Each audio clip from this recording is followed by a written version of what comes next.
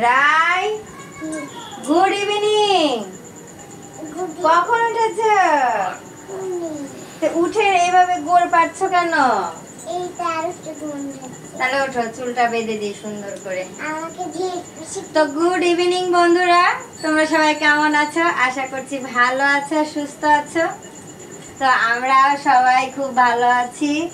তো আজকে সকাল থেকে কোনো ভিডিও করতে পারিনি। এখন প্রায় 5:30টা বেশি বাজে। দেখি আমি ঘড়িটা দেখি, রায়ের ঘড়ি দেখি। এই যে রায়ের ঘড়ি বদলা দিয়েছে রায়কে। তো হ্যাঁ, এই দেখো 5:51 বাজে। তোমাদের টাইমটা দেখিয়ে দিই, 5:51 বাজে। তো এখন থেকেই ব্লগটা শুরু করছি। তো আমার যারা সাবস্ক্রাইবার বন্ধুরা আছো তারা তো অবশ্যই দেখবে, আর যারা এখন আমার চ্যানেলটিকে সাবস্ক্রাইবার করোনি তারা অবশ্যই সাবস্ক্রাইব করে আমার পাশে থাকো। তো আমার রায়মণিকে প্রতিদিন 3 বেলা করে চুল বেঁধে দিতে হয়। আজকে সেটাই তোমাদের সাথে শেয়ার করব। তো 3 বেলা বলতে সকালে ঘুম থেকে ওঠার পরে তাকে চুল বেঁধে দিই। সেই চুলটা চান করা পর্যন্ত বাঁধা থাকে। তারপরে চান করার পরে চুলটা খুলে আবার তাকে চুলটা আঁচড়িয়ে দিই সুন্দর করে। আবার বিকালবেলা ঘুম থেকে ওঠার পরে আবার এই চুলটাকে সুন্দর করে আবার বেঁধে দিতে হয়। মানে এক এক সময় এক এক রকম করে বেঁধে দিতে হয়। আর এই চুলের যত্ন তো ওই এখনো নিতে পারে না। তো চুলটা রেখেছি শুধু ওর নাচের প্রোগ্রাম আছে অক্টোবরের 16 তারিখে, আগে জানিয়ে দিলাম। আর সামনে পূজা, আর রায় এবার মহালয়ার যেটুকুই পারুক, গত বছর করেছিল তার চেয়ে এবার একটু ভালোই করবে। এবারও একটা অনুষ্ঠান করবে একা একাই, সেটা তোমাদের সামনে আসবে। অবশ্যই আমার চ্যানেলের দিকে চোখ রেখো। তো তার জন্য চুলটা রেখেছি। তো চুলটা বড়ই হয়ে গেল। তো যখন ওর চুলটা কাটবো তখন খুব কষ্ট হবে। এই চুলের পিছনে কিন্তু অনেক সময় দিয়েছি, অনেক যত্ন করে এত দূর পর্যন্ত এসেছে। আমার রায়মণিও অনেক কষ্ট করে চুলটা রেখেছে, কারণ এত পরিমাণে গরম গেল তখন ওর মাথা ভর্তি ফোট। সেই ফোটটাও যাই হোক ভালো হয়ে গেল ওষুধ খেয়ে। তো কথা বলতে বলতে দেখো ওর চুলটাকে একটা ঝুঁটি করে দিলাম শুধু, কারণ বিকেলবেলা এই ঝুঁটিটাই ওর সাথে যায় আর কি। তো এই দেখো মনা, একটু দেখাও, এই দেখো। আর রাত্রেবেলা 2টা বেনি করে দিব, কিন্তু রাত্রের মধ্যে সে ঘুমের মধ্যে বেনিগুলো খুলে ফেলে।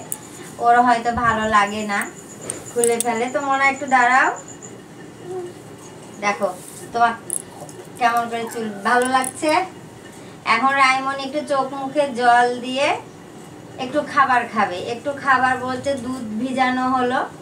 ওর দিদিমা সিরাজগঞ্জ থেকে গোপাল যখন আসে তখন দুধ পাঠিয়েছে, সেই দুধটা ভিজালাম। ওই দুধটা জাল দিয়ে সবাইকে দিব, সেটা তোমাদের সাথে শেয়ার করব। তো আজকে বিকালের নাস্তা খাবার যেটাই বলো সেটা হবে দুধ আর মুড়ি বিস্কুট, যে যেটা দিয়ে খেতে পছন্দ করে। এখন তাহলে রান্নাঘরে যাই। সবাই ভালো থাকো, টাটা।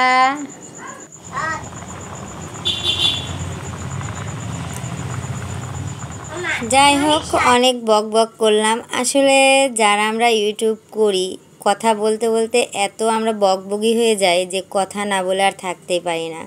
আর বিশেষ করে তোমাদের সামনে নতুন ভিডিও না আনতে পারলে তো মনটা চঞ্চল আর একদম কান্না বের হয়ে যায় যে কেন আমি আজকে ভিডিও দিতে পারলাম না। তো বন্ধুরা, কথা বলতে বলতে সন্ধেও লেগে গেল। আর আমি দেখো দুধটা গরম করে নিলাম, একদম ফুটিয়ে নিলাম। আর বুঝতে পারছো বাড়ির মানে দেশি গরুর দুধ, বাড়ির আমার বাবার বাড়ির আর দিদির বাড়ির, এই 2টা জায়গা থেকে শুধু দুধটা আসে। আর কিনে যেগুলো খায় সেগুলো তো সেই দুধের তো কোনো উপকার বলে কিছু নেই আমি মনে করি। তো যেটুকুই হোক চেষ্টা করি যে বাড়ির থেকে দুধ নিয়ে এসে সবাইকে খাওয়ানোর। তো দুধটা আমি গরম করে সরাসরি চলে আসলাম সৌরভের ঘরে।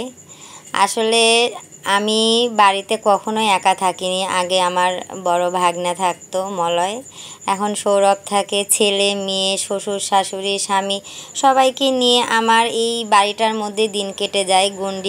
মানে গণ্ডির বাইরে আর যেতে হয় না কোনো কারো কাছ থেকে কোনো কথা শোনা কি কারো কাছ থেকে কোনো ভালোবাসা আশা করার জন্য আমাকে বাইরে যেতে হয় না। আসলে আমার বাড়ির মধ্যে আমার কাছে মনে হয় যে আমার বাড়িটাই স্বর্গ, আর আমার আপনজনরাই আমার সব কিছু। তো যাই হোক, কারো নজর যেন না লাগে, আমি সবাইকে নিয়ে যেন ভালো থাকতে পারি, এটাই শুধু আমার প্রার্থনা আর চাওয়া। সৌরভকে দেখো বিস্কুট দিয়ে দুধ দিয়ে দিলাম। এখন সৌরভ বলছে তুমি না খেলে আমিও খাবো না। তো আমিও একটু নিয়ে নিলাম আর একটু খেলাম, আর বাকিটুক রায়কে দিলাম, রায় খাচ্ছে। তো এইভাবে আমাদের সন্ধ্যের নাস্তাটা পার করলাম। করার পরে এখন তো সৌরভের নাইট চলছে, তো সৌরভকে খাবার দিতে হবে, ওর টাইমও হয়ে গেল যাওয়ার। তো আজকে তো সকালে রান্না করেছিলাম ডাল আর আলুর একটা রসাই বলো আর কি, ওটা করেছিলাম। তো ওগুলো শেষ। এই রাত্রের জন্য করেছি গরম ভাত, ভেন্ডি ভাজা আর একটা ডিম ভাজলাম গরম গরম, ওকে দিব। তো আমরা রাত্রে যখন খাবো তখন আবার ডিম ভেজে নিব। তো ভাতটা বেড়ে নিলাম। ভাতটা বাড়ার পরে দেখো ওর যে পরিমাণ মতো ভাতটা আমি দিই, ওর বলে ঠিক হয়।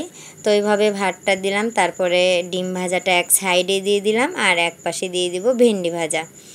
তো এই বর্ষাকালের দিনে কিন্তু সেরকম সবজি পাওয়া যায় না, কি খাবো কি রানবো এটা একটা টেনশান। যাই হোক, সন্ধ্যের সময় রাজু কাকার দোকান থেকে ভেন্ডিটা নিয়ে আসলাম আর ভেন্ডি ভাজলাম, আর এই যে ডাল ছিল দুপুরের সেই ডালটাও একটু দিয়ে দিলাম। তো এই দেখো মুখগুলো সব লাগিয়ে দিচ্ছি, আর এটা দিয়ে কিন্তু আশা করি সুন্দর খাবার হয়ে যাবে আর খেতেও ভালো লাগবে গরম গরম। তো যার জন্য এত আয়োজন সেই মানুষটাই এই যে, তো সে রেডি হয়ে গেছে একদম যাওয়ার জন্য। এখন আমাকে বললো যে আমি ব্যাগটা ধরি, আর আমি দেখো খাবারটা ব্যাগে দিয়ে দিচ্ছি। অনেক বড় ব্যাগ আর খাবার অল্প, এই নিয়ে আমরা একটু হাসাহাসি করছি। তো এইভাবে দিন কেটে যায়।